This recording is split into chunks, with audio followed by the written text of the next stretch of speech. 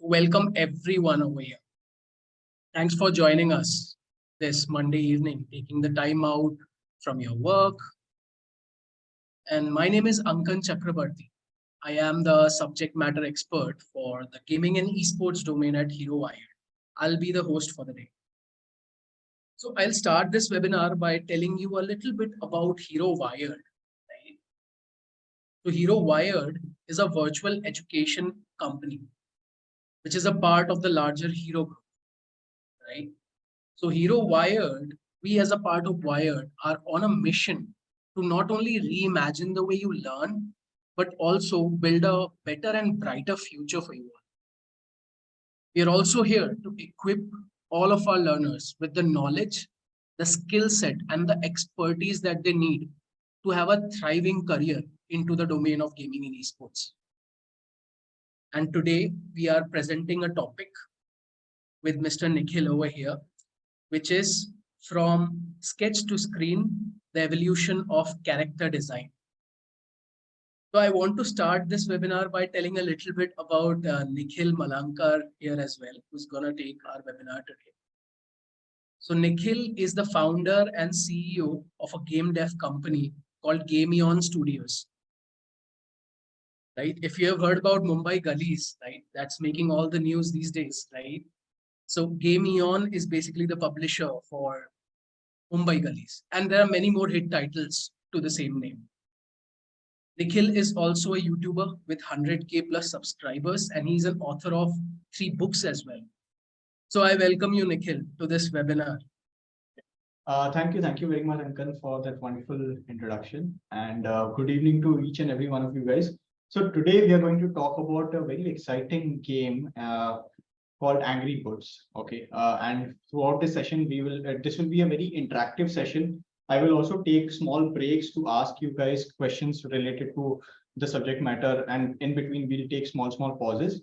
And towards the end of the session, we will have an extensive Q&A session, and then we will be kind of wrapping up this entire session. So in order to just get a sense of understanding of what we are going to learn about in this particular session, the clear understanding is that one, we are going to talk about the game Angry Birds, how it came into picture step by step. Then we will talk about its process. We will talk about even the costs involved of how much did it take to make the game. And then we will talk about how the entire game, from that concept stage to the marketing stage to the updates stage, how did it pan out exactly, and how much long did it take to actually become a success. So yeah, so I'll just quickly present my screen. I've made a small presentation for the same.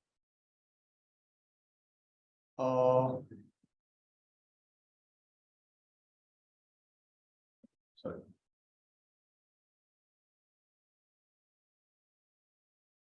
All right. So I hope everyone can see my screen. So yeah, today's topic is Angry Birds, exploring the evolution of character design. And we are not just going to talk about character design. We are going to talk about a lot of other aspects as well. We are going to cover an extensive variety of topics that includes not just the character design part, but also what was the overall process that they followed, what was Rovio before Angry Birds, and all of that stuff. So where did the idea come from? So when we talk about Angry Birds, we are talking about the time of 2009 and before. And during the development of Angry Birds, the staff realized that the birds needed an enemy. And at that time, swine flu epidemic was in the news. So the staff made birds as the birds' enemies as the pigs. So the reason why the pigs are enemies of these birds is because of that overall swine flu epidemic. Now, this was just a concept of the game overall, so to speak. But what was Angry Birds, and how did Rovio come about making this game? That is something that that we'll talk about now. Now, when it comes to the birds, they have very peculiar design in them. Like I'll just quote a statement by Michael Head, the one of the board of directors of Rovio Entertainment, is that these birds have no feet and they cannot fly, and they're really angry. We all started thinking about why they are so angry. For such simple characters, they made us think so much. There was some sort of magic to it. So the reason behind their anger was essentially to denote that they are very angry on the pigs and they want to take some sort of a revenge. This was synonymous with the feeling that people had at the time as well because of the overall swine flu epidemic. People were very much unhappy with the overall scenario that they were facing at the time. And this game came in at the very right time because you have to cover all of these current events in order to be relevant and popular in that particular time. So for example, just to defend what I'm saying, if at all right now esports is the hot topic going on in the industry, then if you make something for the esports industry, then the chances of you becoming successful or becoming popular are higher than as opposed to you making something else that is not very trendy right now. Uh, Even more raw example, when the time when commercial airlines were not discovered or were not invented, at that time flying was not, almost next to impossible. But after we discovered flying, how to fly, there came an entire generation of people who started working on the overall idea of how to develop engines, how to develop planes, and nowadays everyone can fly. So taking that into account, that theme, making the pigs as the enemies, was one of the most critical aspects of Angry Birds becoming a hit. But it was not all fun and games for the development team, and this is something that I'm going to talk about extensively now. And this is something that we would also, as game developers, relate to. If you are a part of the journey, if you have developed any game in the past, if you are a part of a game development company, if you are interning somewhere, or if you're a part of the production cycle of any game, you'll come to understand that from a external perspective, making games seems very easy, and it seems like everything is very easy and all fun and games. But when you be a part of that entire process, you come to know that whatever you're making might end up becoming a hit, might end up becoming a big failure, or might be just an average success in the market. So there are a lot of permutation and combination that goes into picture. That is something that we will be talking about now, exploring a little bit about Rovio's history as a company. Now, before we do that, let's also talk a little bit about something about the budget of Angry Birds, because I believe if we touch upon this topic, you will get to know a sense of understanding that what goes into picture while making such a game. Now, this is essentially the budget. Rovio as a company, they dedicated budget of 25,000 euros for the game, which is roughly around 22 lakh rupees in the current, as per the current conversion. And it took them about 6 months to develop the game. This was actually a hobby project, and I'll also tell you why. Because this was Rovio's 52nd title. Rovio as a company was started way back in 2003. Okay, and Angry Birds was a game that they developed in the year 2009. This game took about 6 months of time to develop, and Rovio, while they were working on this project, they were also working on other projects simultaneously. Because when you run a company, you have to make sure that you do not have to put all your eggs into one basket. As I mentioned earlier, Angry Birds was supposed to be their last project because they had survived for a very long time. 2003 to 2009, they had survived for a very long time. They had worked on multiple other projects, but they did not achieve success as close as to what Angry Birds did. And this was really their last hope, and this was the time where they were about to give up if at all this project did not work out. But we will also explore what happened later on, and whether this was an overnight success or not. That is also something that we'll be briefly touching upon. But this was essentially the idea behind Angry Birds. Like Rovio had dedicated a set amount of budget, but even after they did dedicate that budget, they had to still work on other projects in parallel. Because they were a company, they had to take cost into factor as well. And even though they were putting their own money in the on the line, they wanted to make sure that they're not running into an entire loss. Because when it comes to an indie game company, or a company that is very small, every cost matters. Whichever person you hire, wherever you're operating from, be it your office cost, be it your software subscriptions, be it your hardware cost, be it your electricity, you as a company need to take into account all of these factors in mind so that you don't run into loss. So this project took them about 6 months of time to develop. And as I mentioned, while they were working on this project, they also worked on 4 other projects that were delivered to various different companies. Now, as a game development company, you kind of rely on these tactics to kind of get some revenue for yourself till the point of time your game is not earning enough revenue.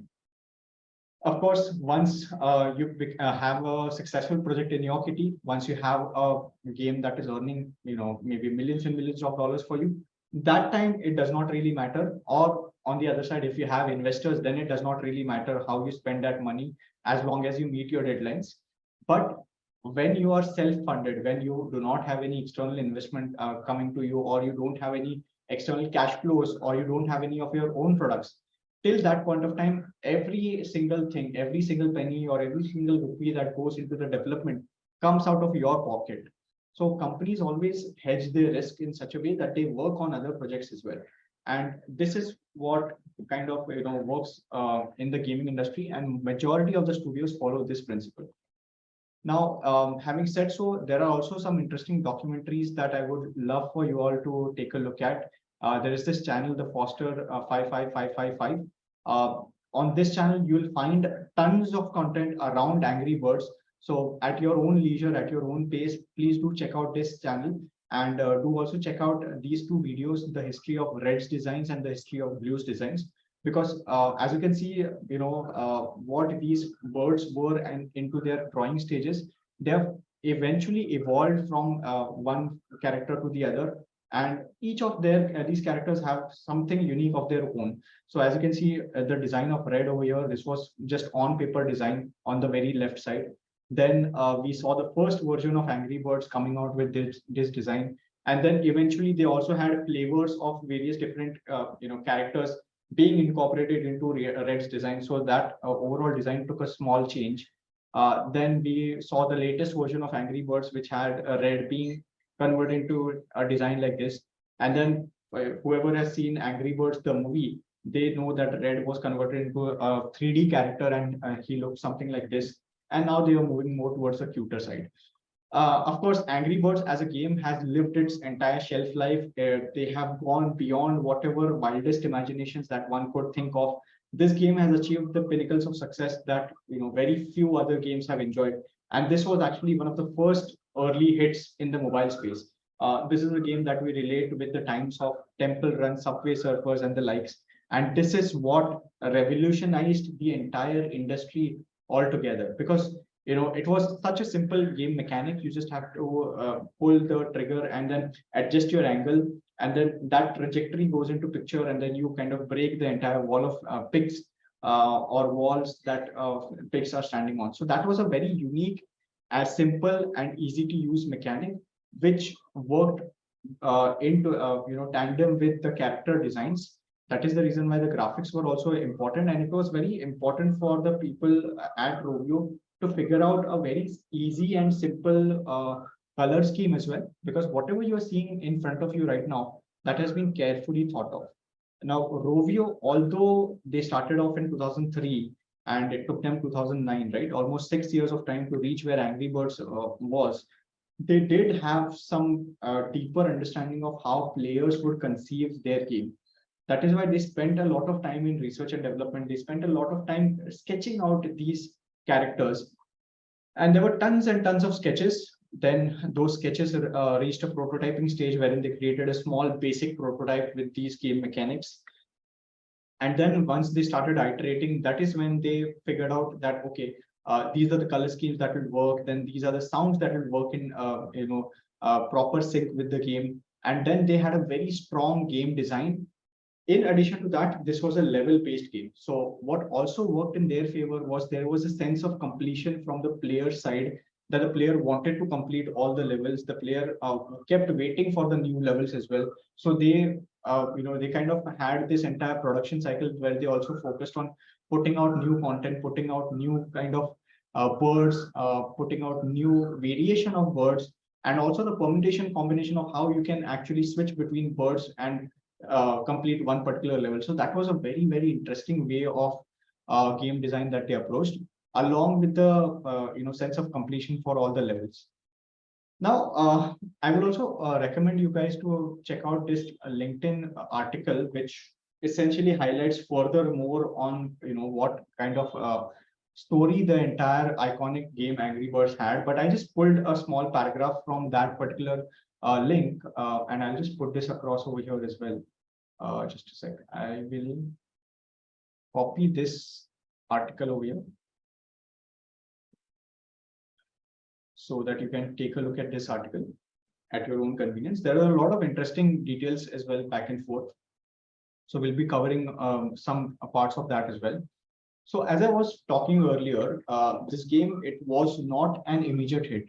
Angry Birds had released earlier on the App Store in December 2009. All right. And as I mentioned, it took about 6 months of development time.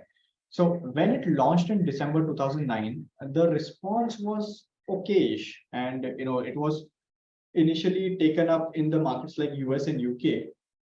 But this did not stop Rovio. It decided to focus on the smaller countries wherever they could find, market for their particular game. And this is where identifying your target audience is also very important. Secondly, what is important is understanding that if you are failing the first few weeks or first few days, do not get deterred by it. Make sure you are learning from it, because whatever the market reacts to for your game is essentially just a reality check that you are getting.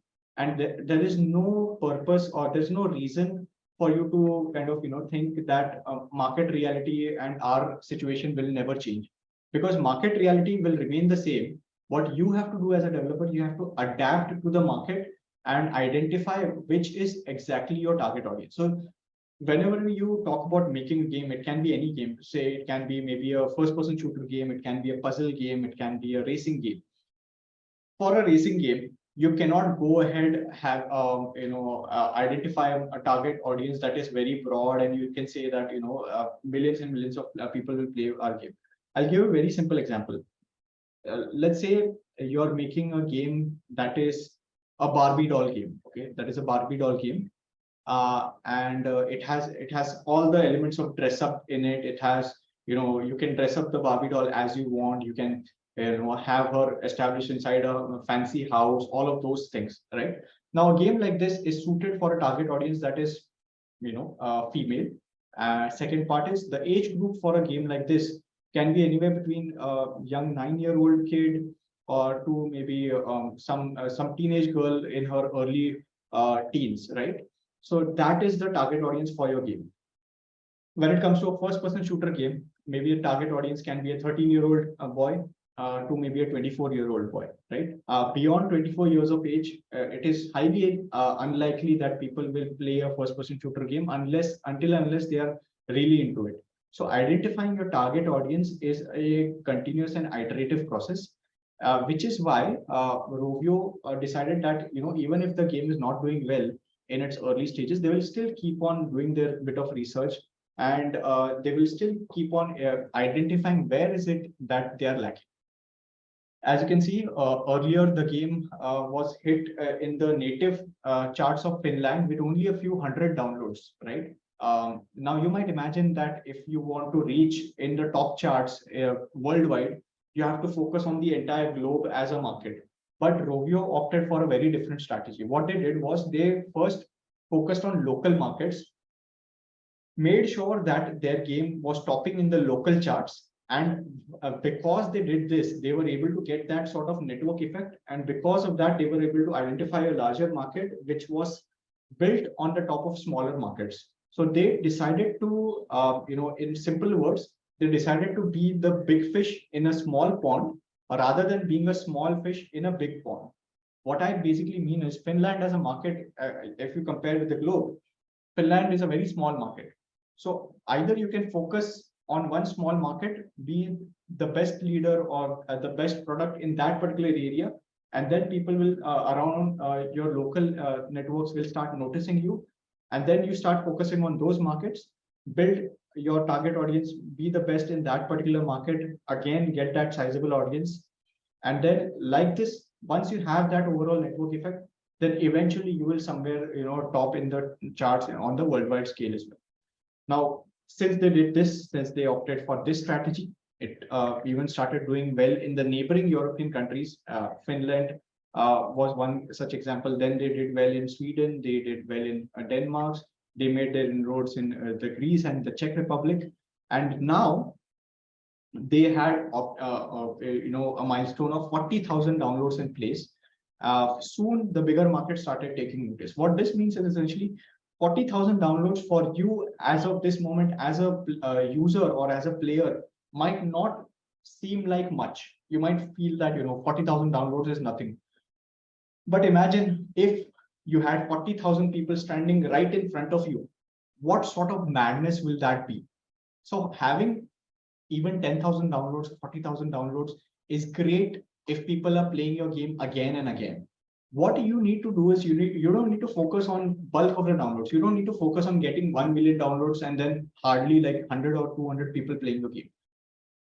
You need to make sure 10,000 people are downloading my game, and out of the 10,000 people, at least 8,000 people are actively playing my game. That is a huge win for you. That is a huge success.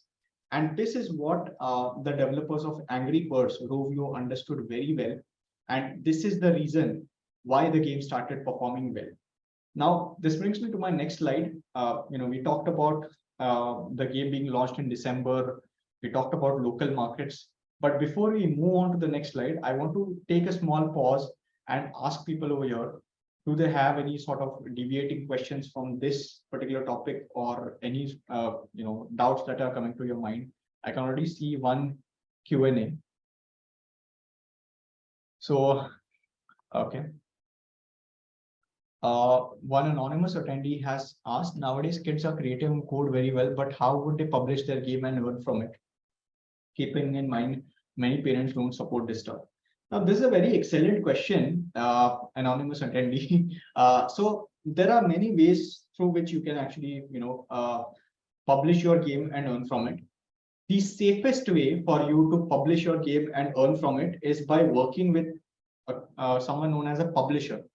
Now, you have to realize that you don't need to do all the groundwork by yourself. Nowadays, there are companies who know these markets well and who can actually even pay you to make a game for them, and they can publish that game under their branding. So how does this work exactly? You might have heard about many games being published by these bigger publishers like EA Games or Take-Two Interactive or Rockstar Games. Best example I would give was Rockstar Games had published this game called Eleanor. Now, Eleanor is a game that was although published by Rockstar Games, but it was developed by a studio called Team Bondi, based in Australia. So now that is a very huge concept that these are very big games. But if you want to actually start earning from your games, you can nowadays also identify smaller publishers like Voodoo or Quali or all these hyper casual publishers. Work with them, and what they will do is they will also pay you to make games for them. So that is one way. Second way is obviously if you have some bit of expertise, you can also work inside a company, take some experience, learn and earn at the same time. That is the best way to go about it. Third part is and third part is the most riskiest part is you create a game, put it out there, published by yourself, but the chances of you getting that game to popularity or getting that game to be successful are very, very small. That is the reason why you have to hedge your risks by getting as much experience as you can by working with these publishers. So yeah. Any other question? Ankan, you want to take any questions? Yes, there are a few questions around the Angry Bird case study. Yeah. One is in the chat by Madhav. Why Angry Bird doesn't progress further? They stopped updating a long time ago, even though it's showing some good. Yeah. So clearly, I mean, as a company, they have their targets and they have to move from point A to point B as well. So while Rovio has done everything that they can, I think moving forward, they don't really see a vision for the game to expand further because I mean they've done literally everything that they can. They signed partnership deals. They came up with their own goodies that they what was that? What is the word? I'm forgetting the word. sell like they sold their t-shirts, they sold they got into the, I'm really forgetting that word. Ankan, can you help me out with that? It's a very simple word, I forgot.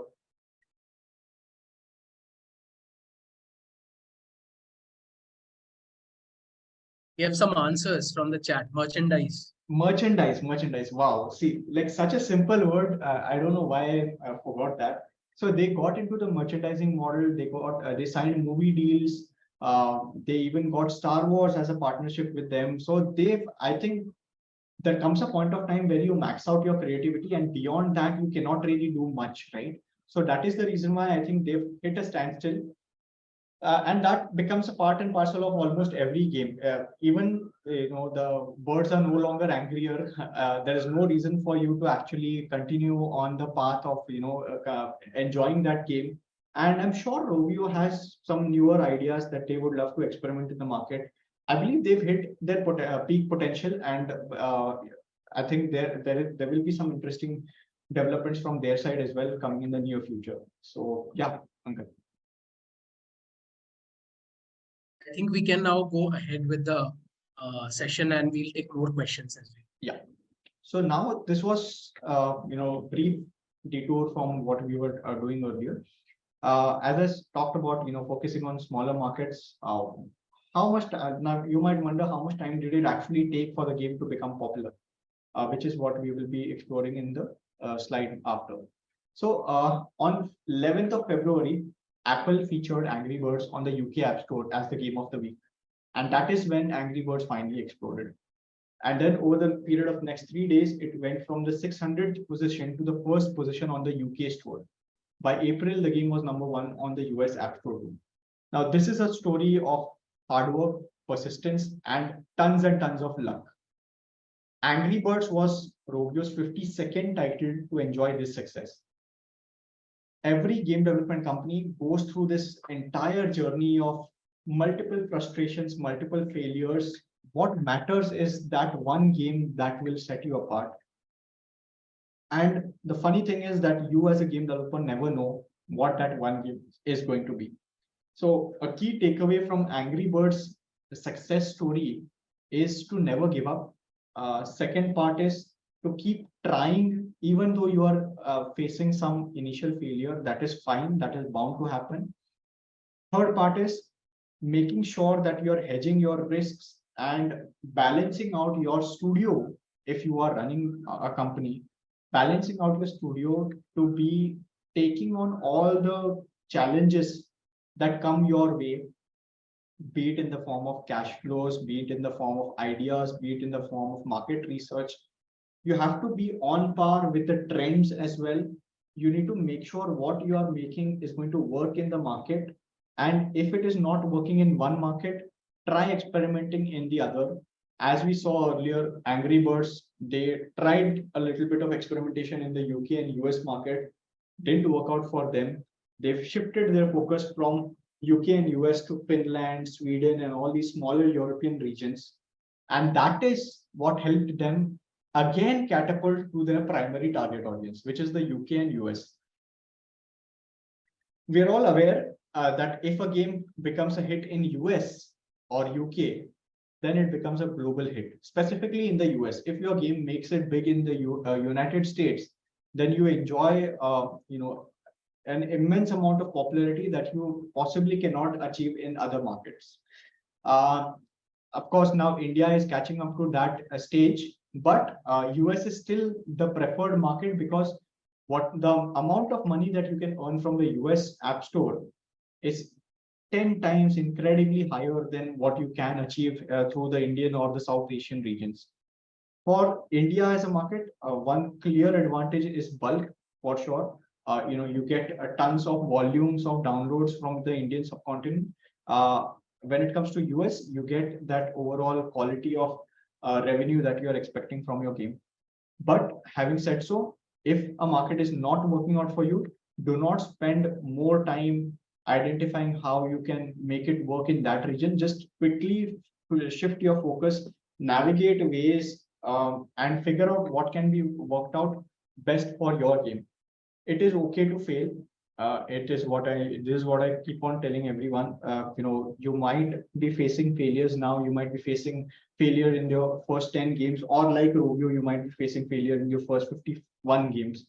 But what matters is, are you trying again? Are you giving it your shot one last time, or are you, believing in your capabilities that you can deliver the next big hit? If you can do that, I think you will also achieve the same level of success that Angry Birds did. And this is not just true for games, this is also true for anything that you do in life. So just one key takeaway would be just to keep on trying. I really like this concept of law of averages, which basically means that if something is not working once, it might not work twice, it might not work thrice. But eventually, if you keep trying, then based on the law of averages, things will pan out. A very easy example of this is, take for example, there are two salesmen, okay, and there are two separate buildings with more or less the same customer profile. The difficulty of customers convincing the customers in both the buildings is the same. Salesman number one, and each building has 100 flats. Salesman number one goes and knocks on the first 10 doors, and out of the 10 doors, he gets only one sales lead, and the salesman is happy in that, and the salesman goes home and he's happy in that. But salesman number two, he attempts more doors. Instead of 10 doors, he goes and knocks on 60 odd doors. Now, because he attempted more doors, the chances of him getting more customers and more leads is higher than salesman number one who attempted only 10 doors, right? So similarly, in case of game development as well, extrapolating a little bit from the journey of Angry Birds, what you can do or achieve in your career, a simple roadmap can be, if at all something is not working for you, keep on trying. If you're not able to write optimum code in your first 2 months of development, keep trying, keep reading, keep on evolving yourself, keep on learning from various different sources. Nowadays, there's also this huge threat of artificial intelligence that is taking over. And I also read something in the chat or Q&A about a concern about AI. So my thoughts on AI is that AI is going to come and take over no matter what, but I see it from a positive lens, from a positive perspective, because AI is going to help us expedite a lot of things that were essentially redundant and consuming most of our time. Simplest example is back in the early days, there was a proper job for a person to wake other people up. All right. Now, I don't know the exact terminology for that person, but this was a full-time job of one human being to actually wake up people by either knocking on their door at 6 a.m. or announcing it via public phone or something. And that job got completely redundant because of the advent of your alarm clocks. And then alarm clocks also had your clocks and all to display the time. We had earlier wrist watches that people used to wear just to read time. And now that has gone completely redundant because of the advent of mobile phones. Even calculators for that matter. Earlier, we used to use our hands to calculate or do some mental mathematics or use pen and paper. Once calculators came into being, we started using calculators for day-to-day calculations and operations, and that optimized our time. We started spending more time doing and executing things rather than worrying about the process of how it will happen. Take for example, a software piece called game engines. Now, what are game engines? Engines are essentially softwares or applications that you can use to create games. Gone are the days when you had to worry about writing your own physics engine or your own graphics engine or your own sound engine to take care of all the other aspects. You can now just open up a game engine, rely on certain plugins, and just in a matter of few weeks or a few months, you can make your own game. With the advent of artificial intelligence now, most of the redundant work will actually get replaced, but that does not mean that it has a threat on your job or so. In fact, we as human beings will figure out some other alternatives on where we can focus our energies on. So I would say that, do not worry about all of these things. Just keep on being the best at what you can do. And I'm sure everything else will fall in its place.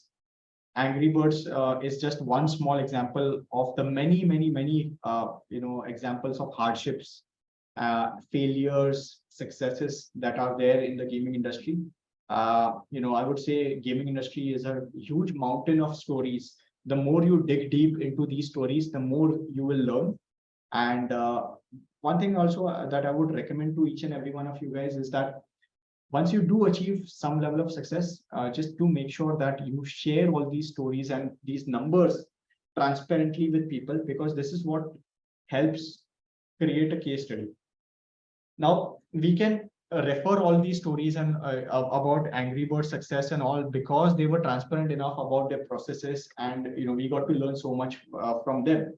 A lot of people have a skepticism in them, saying that I'll not share my processes, or I'll keep my processes confidential, in the fear of perhaps some confidential information being leaked out. But in today's day and age, nothing is confidential. Facebook or all these social media giants, they have access to all your personal data. So nowadays, nothing is personal in that regard.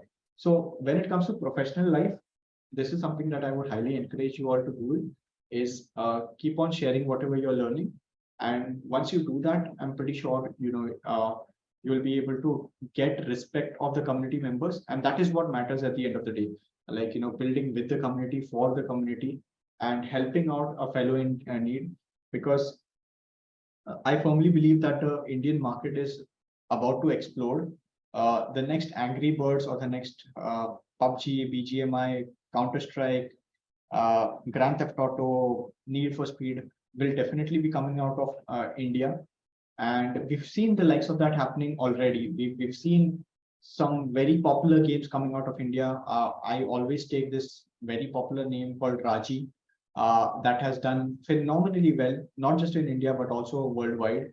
And hopefully some of the titles that we are working on will also see some good amount of success globally as well.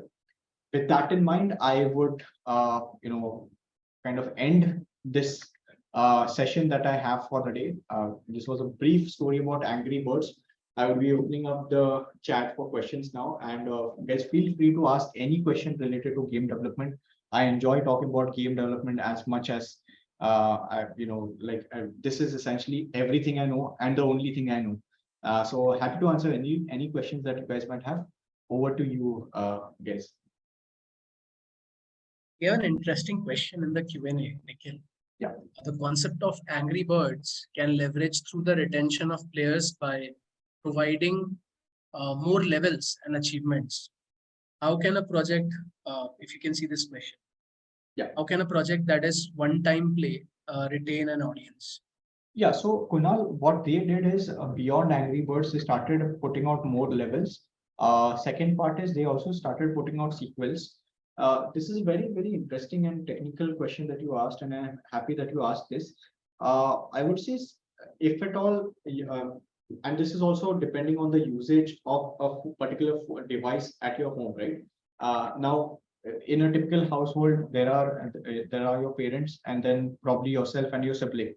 So if at all you finish the game, then on the same device, probably your parents or your siblings might end up playing that game. So that way you can look at retention, not just from your perspective, but from also the people that are a part of your family. That can be one area of retention. Second part is games of this nature that are level based usually follow a curve wherein you cannot really complete all the levels at once, and they intentionally make certain levels that are, I would not say impossible to complete, but extremely difficult to complete. And you have to try those levels multiple times till the point of time you complete those levels. That is the reason why whenever a game like this comes out, there are already more than 100 plus levels inside a game. So they are, rest assured that at least the players engaged for 100 levels. That gives them a time to come up with new levels, which they launch as updates. Now, while your argument is true that at least the initial levels will not have much replay value, but they might have that replay value if at all another family member from your family plays that game, in which case your progress gets reset and all. But if at all you refer that game to your family member, then they will also catch on to that.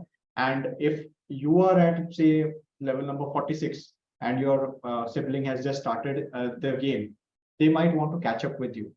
So although one-time play retention is also a huge factor that comes into picture with a level-based game, I think that problem can be sorted out by having sequels, by having more levels, and by constantly updating the game as you move forward. Uh, I would say that there's a huge shift in the way that we consume games nowadays. One-time player games were also very popular back in the 90s, which actually had true one-time playability retention as well. Like if you look at games like Contra or Mario, all of these games were essentially having the same level design that you could go through, but still there was a replayability factor.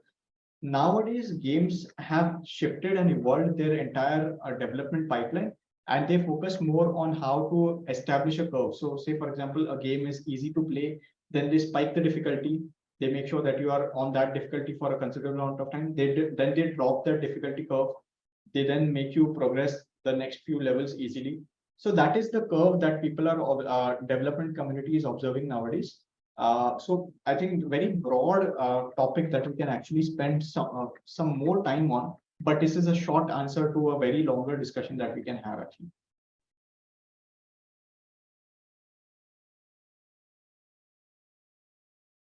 Also, there is one more question that Rukesh has asked. How much manpower needed to create a game like Angry Birds, considering whole franchise? So you don't really need a lot of people to make a game like Angry Birds. I would, from what I've read online, I think the development team of Angry Birds was a team of 16 team members, 1-6. Okay. You can make a game like Angry Birds having a team size lesser than that as well. If I were to right off the bat give you a breakdown of people that you will be requiring in the game development process, is one would be a 2D character artist. Second would be a UI designer or graphic designer. Third would be a game programmer. Fourth will be a tester. So you can actually make the game in with four people, and one you will require a game designer. Now, game designer and graphic designer are two different roles, but essentially you can make a game like Angry Birds with a team member of team size of 5, considering the whole franchise as well. I mean, you don't need to bulk up your team with lots and lots of people with various different roles and all. You can actually make a game like Angry Birds, at least with a team of 5 people.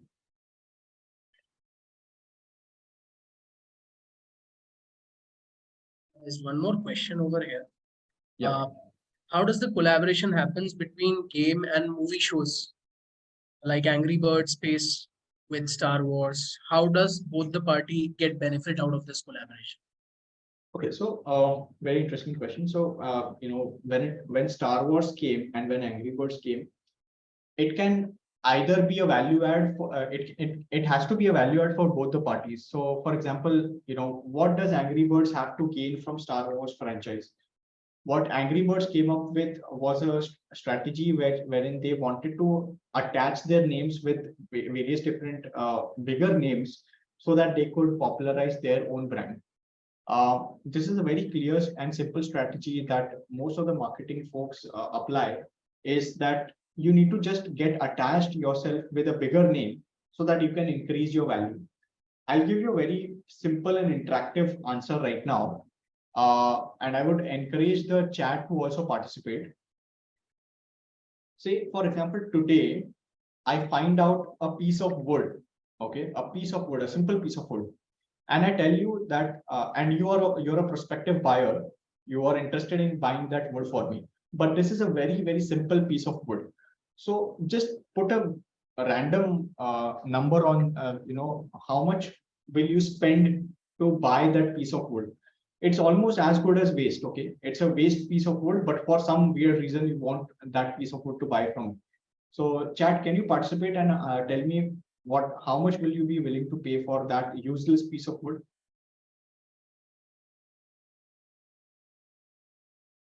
Guys, put in your responses in the chat box.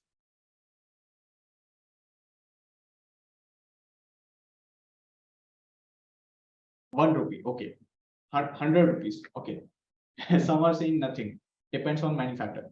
So let us consider a very minimal price point of 10 rupees. Okay. Bitla Manoj has typed in 10 rupees. So you will pay me 10 rupees. Okay. Now, what I do is I take that piece of wood and I carve out a cricket bat out of it. Okay. Now I'm going to sell you a cricket bat. How much will you sell? How much will you be willing to buy that cricket bat from me for? So 500, 200, okay. 1,000 rupees. Okay. All right, cool. So let us take 1,000 rupees. Okay. So one is you are willing to pay me 10 rupees for a useless piece of wood. I carve out that bat and I make a bat out of it. You're willing to pay me anywhere between 500 to 1,000 rupees. Okay. I'll take a median range. Now, what I do is I take Nike logo and I take that Nike logo and I stick that logo onto the bat. Now, how much will you be willing to pay for it? It is a Nike branded bat. 3,000, right? 3,000, 3,000, 2,000. Okay. Let's consider you will pay 3,000 rupees for a Nike branded bat. Now, let's add one more twist to this. I take this Nike branded bat. I go to Sachin Tendulkar. I tell him to sign on that bat. And I come back to you and I tell you that, hey, look at this bat. This is a Nike branded Sachin Tendulkar signed bat. Now, how much will you pay for it? 10,000. Okay. 1.5 lakh, right? 6,000. I'm pretty sure you'll pay whatever cost that I quote you, right? Because there comes a sentiment and attachment of two major brands over here. One is the signature cost, and second part is, of course, the Nike branding. So that is what a studio has to gain with these associations. They essentially just look for, collaborating with brands that are much higher than them, that already have that recall value, which kind of helps them get to that stage. Major games have done this in the past as well. I remember Clash Royale or Clash of Clans had collaborated with Liam Neeson, right, to promote their game. So that is the overall concept behind why people associate with such brands and why that branding activity is done. Essentially, it's just to increase the goodwill of their brand. And as the goodwill of the brand increases, that is how they are also able to monetize and get a higher return of investment on whatever they have spent so far. So I hope that answers your question. Ankan, next question. Which one should we take?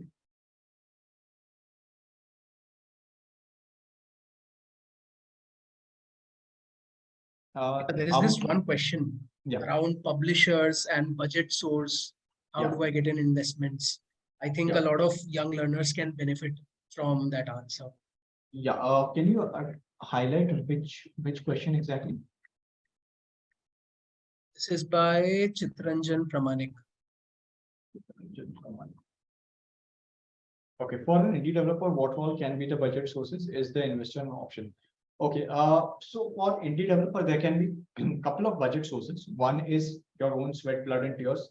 What I mean by that is what Rovio did with their, talent. They were not just building their own game; they were also working for other clients. They were delivering projects for other people, other companies. That can be your easy source of money. When you work for someone, earn from them, and then take all that money and put that money into development. That can be one.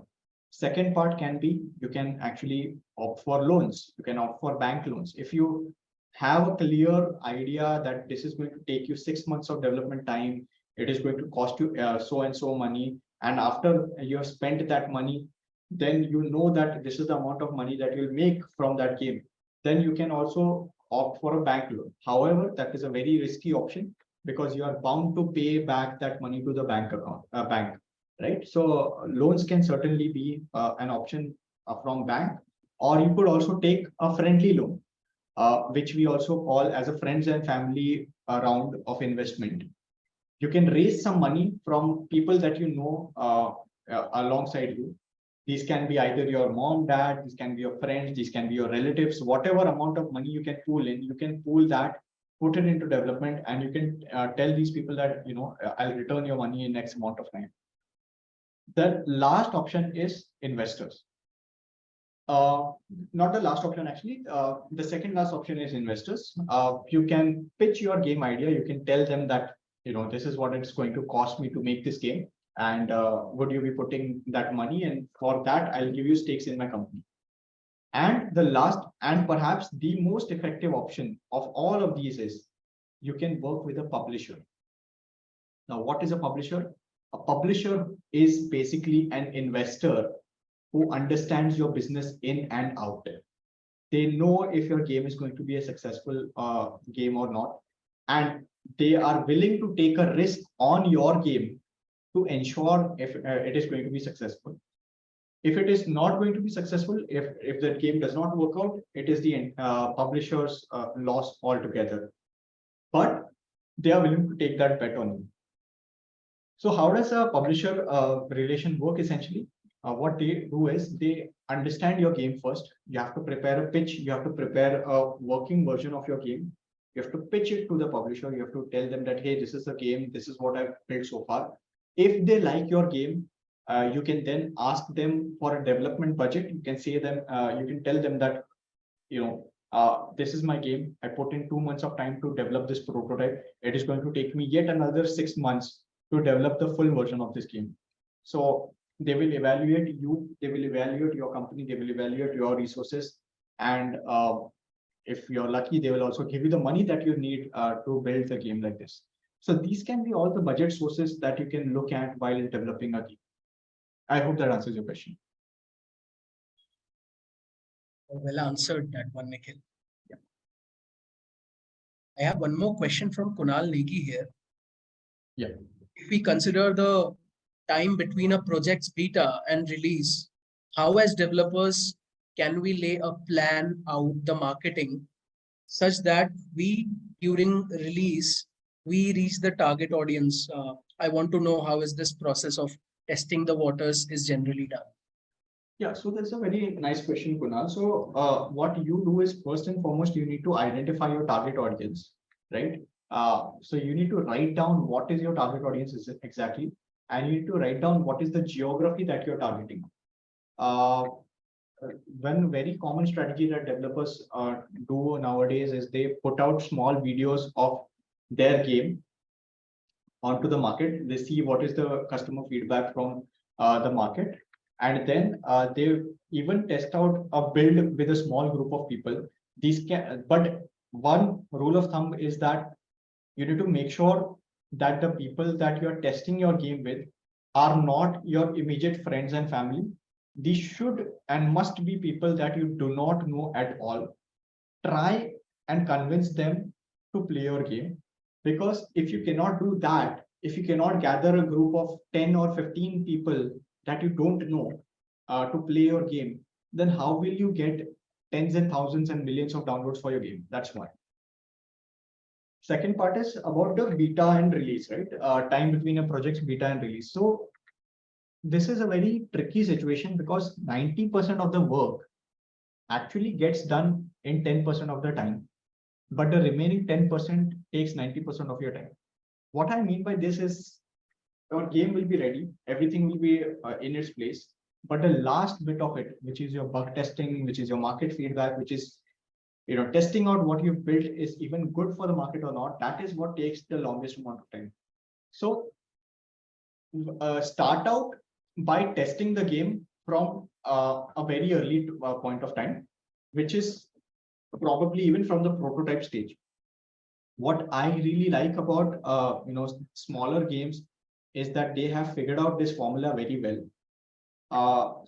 I would encourage you all to take a look at the overall development process of what a hyper casual game is, and what are the steps that go into picture. Now, if I were to explain it very simply, and I think you can extrapolate some information of this and put it into a perspective for whatever game you want. A hyper casual game is a game that has a single mechanic that is the most fun to play. And if you observe all the other games, any game that you can think of has one single simple mechanic that is the most fun to play. And this is true for all kinds of games. This is true for a big AAA title. This is true for your smaller games. Grand Theft Auto, GTA. The name itself has its game mechanics, which is Grand Theft Auto. The most fun aspect of Grand Theft Auto is stealing a vehicle and driving around, right? Of course, the storyline, the weapons, and all that comes as a secondary. But at its core, the game is about stealing cars and driving around. Subway Surfers.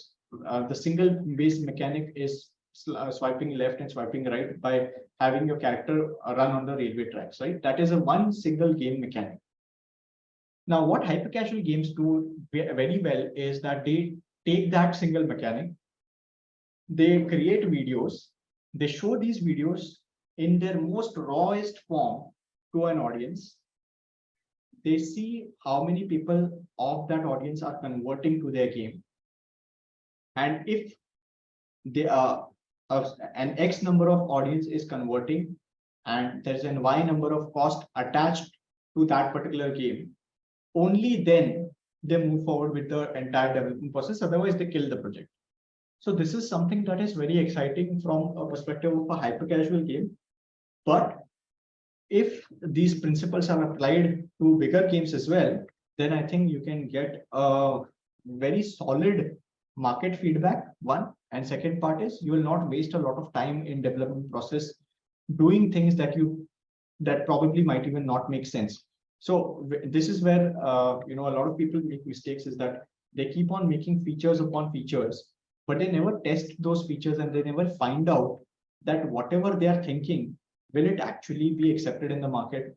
Like, for example, you might want to do 100 different things in your project. You might want to add 100 different features. But what if out of those 100 different features, only 2 or 3 features are going to make your game stand out, and all these other features that you're putting in will be essentially waste? I'm not saying that you should not add these 100 different features over a course of time. Certainly, if you identify that all these 100 different features can play out in permutations and combinations with various different target audience, do that. What I'm trying to say is, don't do that on day one. Don't do that at launch. Don't crumble your game project by having hundreds of various different features, because what matters at the end of the day is that one single piece of mechanic that is going to set your game aside, right? And this is not just true for games, this is also true for all the other apps or utilities that you can think of. Think of Twitter for that matter. Twitter does one thing good. Earlier back in the day, they did good in terms of short text content. 140 characters was also limit back then. And that is still the thing for which Twitter is known for. Nowadays, there are various different features. There's like Twitter Spaces, there is this entire Twitter Blue verified mark and all. But those are all built on top of that one strong fundamental feature of having bite-sized text content. Similar case with games as well. Like, think of any successful product, they do one thing very well, and everything around that is just support for that one thing to be done very well.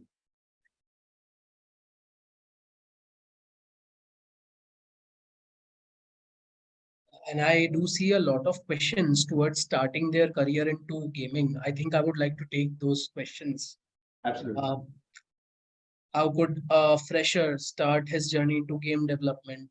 Or something like, how do I start my career and learn game development from basics? How can a fresher start into the industry? So guys, here, if you look into the dynamics of this industry, right?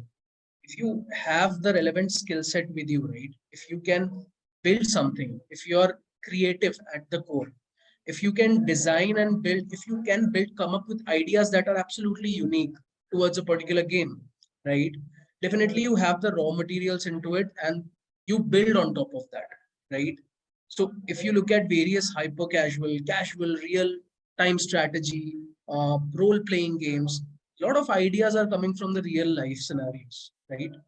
And at the end of the day, if you are mentored by the right people, people like Nikhil Malankar from Game people like Ajay Kumar Srinivasan, one of our program directors, people like Anand Ramachandran, right? One of the oldest game designers of India. Again, you have that structured path to move into the game development by wasting least amount of time and making least amount of mistakes, right? So if I tell you about what can be that stepping stone if you want to move into the domain of gaming, right? Then I would really like to introduce you to the Hero Wired Gaming and Esports program that we have. So we at Hero Wired have a 6 month certification program. If you look into my screen right now, that is basically into gaming and esports, covering both the domains. And it's basically a placement assured program, giving you that, gut, giving you that confidence to first learn in a structured format, get a portfolio of projects under your belt, and basically take a platform as huge as something like a Nodwin Gaming, who are our placement partners, and work over there into the guaranteed internship that we give, right? And if you look at the program, Nikhil is here today, right? Game On, Godspeed Games, Holy Cow Productions, We Load In. These are our industry partners into the program as well. You would be mentored and taught by professionals, senior game developers, people like Nikhil coming in from these industry partners. And this is where, if you look into it, the 6 months of time that you put into your upskilling, you have this agenda to become a game developer, you have this agenda to become a game designer. I saw a Q&A where someone wants to get into a concept artist role or an illustrator role, right? Many different outcomes, but you start from this program and you will be able to end up into a game designer profile, a game developer profile, a game animator profile, a game artist profile. Not, you don't stop there. You can also move into the esport ecosystem, become a tournament manager if you are very really good with people, if you are really enthusiastic about building global level tournaments, inviting players into that. If you are someone who is good at leadership qualities and management, you can also look into that, right, into the esports segment as well. The program in the end is going to not only give you a certification from Hero Wired, Nodwin Gaming, Unity Academic Alliance, under the accreditation of two government bodies, that is National Skill Development Corporation and Media and Entertainment Skill Council. The story doesn't stop there, but you are going to be a Unity certified developer as well. So for those of us who want to enter game development, game design, I believe Unity is an amazing game engine to start with. You can really build your logics. You can really become strong at building game logics onto this Unity game engine, right? So you would be certified as a from Unity itself. That basically improves your job prospects as well. And if I basically introduce you to the people who are going to teach you all the technologies, all the frameworks, all the design concepts, the core game mechanics, the core loops, then you can see that people from the leadership level of Nodwin Gaming, which is one of the, I would say, top three esport giants from the Southeast Asia, right? You would see Swapnil Mahajan, who is the IT head of Nodwin. He handles the complete Counter-Strike and Dota 2 community with ESL India as well. He's going to be one of your faculties here. The head of league operations, Nasir Ahmed, is going to teach you how do you do a fine budgeting, how do you onboard the correct sponsors, how do you onboard the correct publishers and run a flawless tournament that gives you return on investment, that brings in the revenue into the company. People like Anand Ramachandran, one of the oldest game designers our country has, one of the fine game designers our country has. He's going to teach you the game mechanics part, right? The loops, what keeps your player comes back in again and again into your game, what keeps your player active for a long amount of time and spread that word of mouth, what goes behind creating a hit game. These are the concepts that would be taught to you by people who have spent decades into the industry, right? And not to forget, some international exposure into the program as well. Mr. Merlin Wedking, who takes care of the international business at Nordwin Gaming, is going to teach you the business frameworks, the market strategies with which you should penetrate into the various geographical markets. How do you penetrate into a FPS community versus how do you penetrate into a RTS gaming community and bring an audience from there into your game? This is something that, people who have been there, people who have done that for a long time, they are the ones who would be the great people who are going to teach you these things.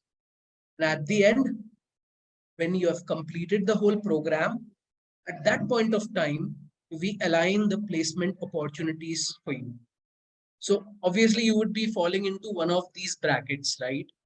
If you look at to the job roles, if you look into the companies, if you look into the salaries, all of that has been mentioned onto the brochure. But the game doesn't stop there. The program has two specializations. One is into esports, one is into the game development and design. So while you are continuing your specialization, simultaneously you build a game as a part of your capstone project. And at the end, we expose you to one of the global level hyper casual publishers. The publisher's name is Crazy Labs, based in Israel. They have around 7+ billion downloads at this point of time. So you will be having pitching options where we will be mentoring you, we will be preparing you. How do you basically do a value proposition of your game that you have built just now? How do you come up with a robust business model for your game? How do I ensure that I'll have a retained player base throughout years and years of time? So we're going to prepare you with all of that. And then if your game has that quality, Crazy Labs from Israel is actually going to absorb your game as well as a publisher, right? So yes, this is what the program is actually going to offer you. And you can, take a look at all the projects, the tools that you want. The curriculum in depth has been mentioned into that. And basically the internship opportunity with Nordwin, a paid internship opportunity with Nordwin Gaming, and some of the Nordwin Gaming affiliated game dev partners is going to give you that smooth transition, is going to give you that platform from where you can start your career, or even if you're into the game development, game design, or esports field already, then Nordwin is going to absorb you for the most relevant job role as per your current salary taken, as per your current position, as per your current skill set as well. So I think if you really want to make it big into the gaming industry as well, there's always has to be a plan, a structured plan. And there always has to be a peace of mind that yes, if I'm investing my 6 months of time, if I am working hard and putting in those efforts to make my career big into the gaming industry, I should be able to fall back on the platform as well. That's why the guaranteed internship with Hero Wired and the lifelong career services with Hero Wired is going to do that for you. And at the end, see, we all are gamers, aren't we? We are the passionate ones. We won't shut down our laptops. We would play Valorant for 2, 3, 4, 5 hours, right? We would work on that game mechanics, we would work on that character design hours and hours, right? We are never satisfied. If we are coming in with that kind of an intent into a industry relevant, highly job oriented program like this, I think you won't go wrong. So yes, for all the questions that I got about the career transitions and how do I make the next big step in my career, I think Hero Wired, a certificate program in gaming and esports, can be a very good answer to that. You can definitely look into that, check that out, maybe have a detailed outlook into that as well. So I have some questions over here. Guys, put in your questions if you want to get some of those questions answered. Yeah, also, I would like to add over here from my perspective as well for Hero Wired. Guys, I think, what Hero Wired is doing is a really great initiative. I have personally worked with these folks and, we've also had some bit of presence with them. So I really respect what they are doing. And I think, their courses are in the right direction because they are not just building these courses randomly. They are actually consulting with industry experts and also investing heavily on getting these courses ready for you guys. So whatever the cost of the course is, I would also definitely recommend that it is very much worth it, because obviously everything has a cost attached to it, and so does this course. But the value that you're getting out of the course will be way much more than what you pay for. And along with that, they are also offering you guys internships and job placements, right? So this is a very golden opportunity, and never before, in at least in India, has something like this been done. So you guys have nowadays the tools are accessible to everyone, but the tools are pretty much useless if you don't know the overall process, right? And being someone who has been a part of the industry, this was a major challenge for me. That even for me, tools were all out there, but I had to go through a lot of trial and error in my early years of learning game development, after which it took me a long time to get where I am today. So definitely take full advantage of all these courses that Hero Wired is coming up with, because I'm pretty sure the value that you'll get out of this will not just help you in the short term, but if you've decided that you want to actually establish your career in the game dev space, then this is the best offering that you can get as of now. So yeah, Ankan, we can come back to the questions. So I have a question over here by Bitla Manoj Kumar. So he wants to know the internship location for game development and design. So Bitla, the internship locations are throughout India, right? So there are plethora of Nodwin and Nodwin affiliated companies out there who are going to absorb you. So yes, you are going to get a preference to go for one of the cities near you, or probably if in your own city there lies a Nodwin affiliated company, you would be going for that as well.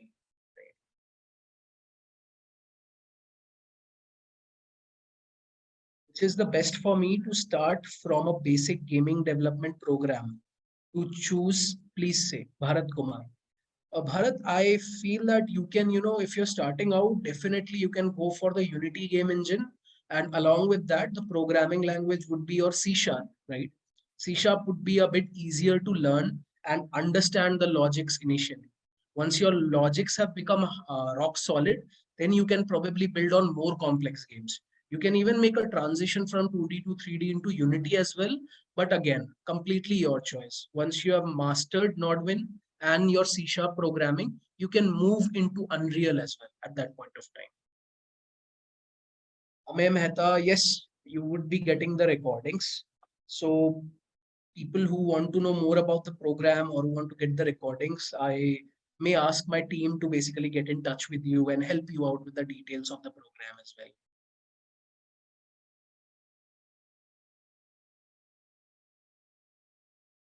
Okay. Prajwal. Hey, hi, Prajwal.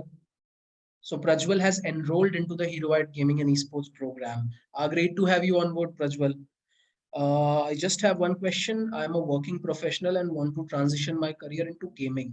How will Hero Wired help me in that aspect? So Prajwal, we at Wired, there is a dedicated career services team, right? Under the leadership of Dr. Ankur Sodhi, right? So basically, we are going to create your complete portfolio first. While you do the projects, while you take up our classes, there are going to be one-on-one career mentorship sessions where we are going to groom you from first month or second month onwards, that how are you actually going to prepare with all the learnings and all the projects that you are basically getting, right? Then at the end of the program, we help you with your profile building, your resume, your gamified resume, be it your, if you look at, I'll tell you a case. There was this one learner, uh, one professional basically from LinkedIn. He was trying for Netflix for a long, long time. He was getting rejected every single time. So what he did, he created a complete resume in the theme of Netflix OTT platform. And guess what? He just got a call directly. And then it was all his skills and projects that worked. So it's very important to understand what recruiters want to see in your profile, be it your LinkedIn profile, be it your resume, or be it your portfolio of projects. So we are going to take care of all the three. And then we are going to bring in the relevant game development, game design job roles, if you choose our game development specialization, or we are going to bring in tournament manager, project manager kind of job roles, broadcaster, streamer kind of job roles in top companies. If you choose the esports specialization, then we don't stop there. Now we start preparing you how to crack these interviews with the top companies. How do you speak in front of them? How do you create that aura that, that makes the HR look at you like a very irresistible candidate? How do you clear those technical interview rounds? How do you create those clear those behavioral interview rounds? There are going to be dedicated one-on-one and one-to-many sessions for that. And finally, before your actual interview, there are going to be mock interviews so that you are aware of any of the traps that are going to set there. Post that, out of the job opportunities we are going to bring in, if you are being honest and you are putting in your efforts during this 6 months, and the process you have to be available during the process as well, then I think easily you will be able to make a very good transition that matches your interest area as well, right? So that's what, like, there is a dedicated team out there that's going to help you. Do not worry at all. So I have something from Sushant Pawar. I am a life science person, so I'm nowhere near to programming. Which program would you suggest if I want to learn how to get into game development? C sharp is enough, or should I start with the basic C languages? Hey, hi, Sushant. I myself am a bachelor's in biotechnology. I myself hail from the life sciences domain only. So I am a living example how you can do it, right? For me, it was a transition more like I was looking into something like a protein design. And for making simulations of protein design, we were using Unity back in 2012. At that point of time, my interest came into game development area. And I was already a hardcore Counter-Strike and Dota 2 player, right? So from there, I made my transition. And ultimately, I believe one thing. If you're passionate towards building games, creating games, you're passionate towards this idea of gaming, then C sharp is just a language that you can learn like you have learned English, like you have learned Hindi. And with practice, even in our program, now, what we do, all the classes, up to 90% of everything is going to happen through live two-way interactive classes where there's going to be amount of like ton of hand holding that will be done for you. Lot of lab sessions you will be going through.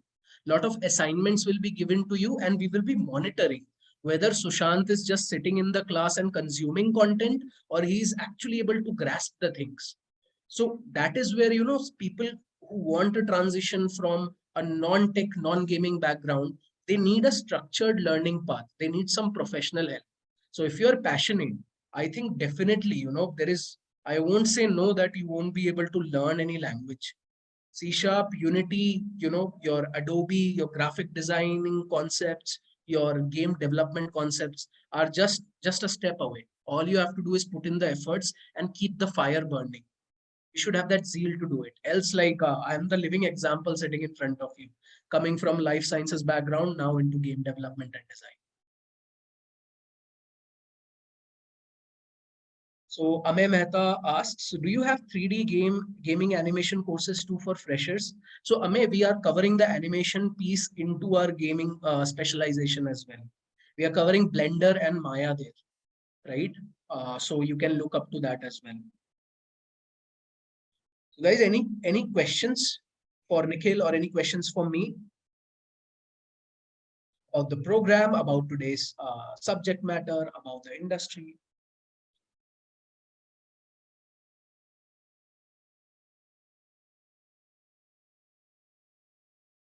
Yeah, I have a question from Vishal over here.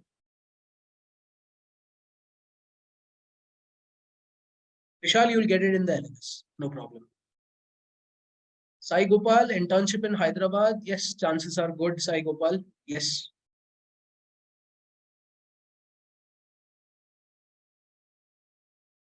So Nikhil, I think you can answer this question by Ashwin over here before we. Yeah.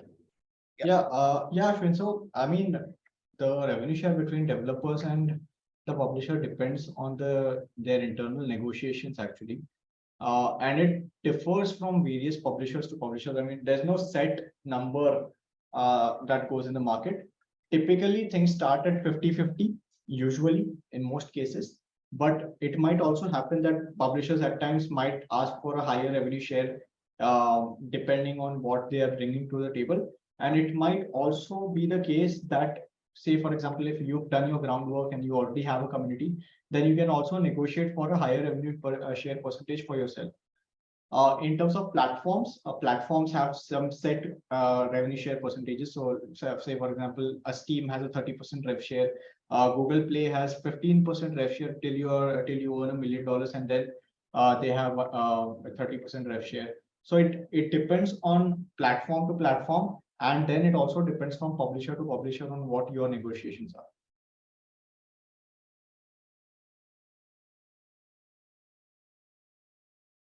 Hey, hi, Nalin. My name is Ankan Chakrabarti.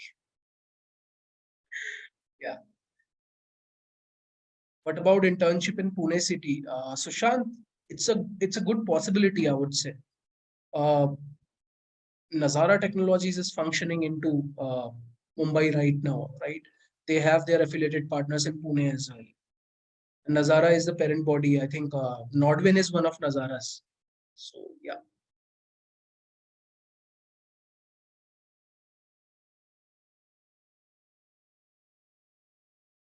So Amal, what about experienced 3D artist? Is this a better opportunity for me to enter into gaming or esports? Amal, if you ask me, right, again, it's a personal choice whether you enjoy, being a 3D artist or not. You enjoy being a game artist or not. If yes, then definitely your transition into a game designer role can be very, very fulfilling, I would say, very rewarding, right?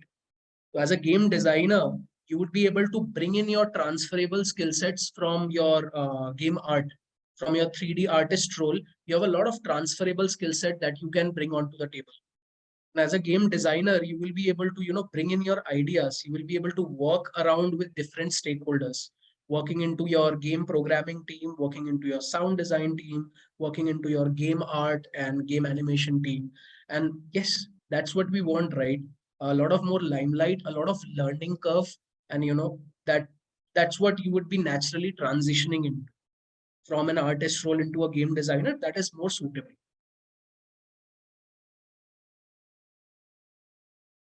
Okay. Hey, hi, Priyanka. Currently, I'm working as a APM in health tech startup with IT background and looking for a switch into gaming production. How this program would actually help me. So APM is Associate Product Manager, right? Correct me if I'm wrong, Priyanka. So if you're into that particular role, right? So if you look at the normal day various product companies, right? Talk about Paytm, right? Paytm is a payment gateway, right? Now, if you look at them, Paytm is a gaming company as well. There are Paytm games right now. Amazon is an e-commerce company, right? They have moved into games as well, Amazon games. Other than that, if you look into something like, Netflix, if you look into something like Google Pay, right? There is one concept that has come in for product managers specifically, that is gamification, right? How do I increase my user interaction? How do I increase the footfall into my product? And how do I increase my retention rate, right? At any point of day, at any point of time, it is it is much more, cheaper to retain an existing customer than acquiring an additional customer, a new customer, right? There is a CAC associated with it. So I think if you learn game development and game design, if you're working as an associate, as an APM, right, you would still be able to contribute into the gamification of the products in which you are working into right now. But if you want a transition completely out of that space, yes, someone who is already into an APM role, someone who understands game technology, someone who understands the UI UX elements into gaming, and someone who understands the player, right? A user can easily transition into a product manager role in a gaming company as well. You necessarily don't have to go into core development or core design or core esports, but you can definitely transition as a product manager into the gaming industry as well. But again, it's a personal choice as well. Do I want to become a developer as well? Because that's again a completely interesting job role and a different story altogether as well. So yes, it is going to help you. right? Companies looking at gamifying their businesses, yes, it is going to help.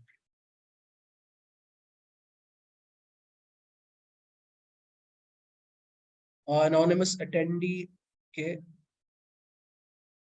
I have a question. Earlier, it was a 5-month internship. Now it's a 4-month internship.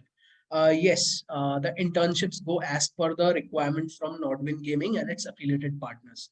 So this change has come into the picture. So guys, do we have any more questions that I can answer? Or can we, I have something from Sushant over here. Okay. What's the exact difference between a game designer and a game programmer? Nikhil, do you want to take that up? A final question that you can take. Yeah, absolutely. I think one of the key differences between a game designer and a programmer is typically what they do. All right. A game designer's role is to think about how the game will be and what will be the game mechanics. And this is also perhaps a lot of people get confused between the roles of game designer and game artist. A game designer's job is not to make the game's art. The game designer's role is essentially to come up with what makes the game fun to play. It can be your game mechanics. It can be your, a particular way that you play the game. So that entire thing is the job role of a game designer, to come up with a document that tells how the game should be made and what are the fun aspects of the game. Whereas for a game programmer's job role is to actually make that game. So whatever document the game designer creates, the technical aspect of it, how to make a character work, how to make a character walk, how to make a shooting mechanic, how to make a puzzle mechanic, and all of those aspects are something that a game programmer does. So two completely different job roles. A game designer thinks about a game. He or she writes the document of the game. Whereas a game programmer, he or she, they create the game mechanics. They create all the backend work that happens behind the pictures, and they essentially give life to the characters. They essentially make things happen on the screen, and they basically write the code for the game. That is the key difference between a game designer and a game programmer.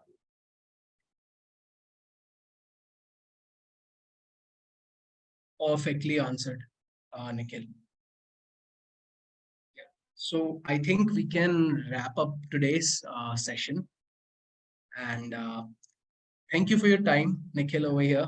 Like I was myself a fanboy. Today got an opportunity to meet and talk with you as well. And I hope our audience felt the same way. They were enlightened by the session that you took. Yeah. And thank you everyone for being a wonderful audience, making this webinar super interactive as well. And surely for people, I do see a lot of questions still about the program and the things we offer. Uh, our team will get in touch with you and you can get the details from them as well. So we have a panel of experienced counselors into game development and esports. You can have a word with them. So looking forward to have more such sessions from you as well, Nikhil, and to other industry partners that we have as well. Thanks a lot. Thank you. Thank you very much. Have a nice day, everyone.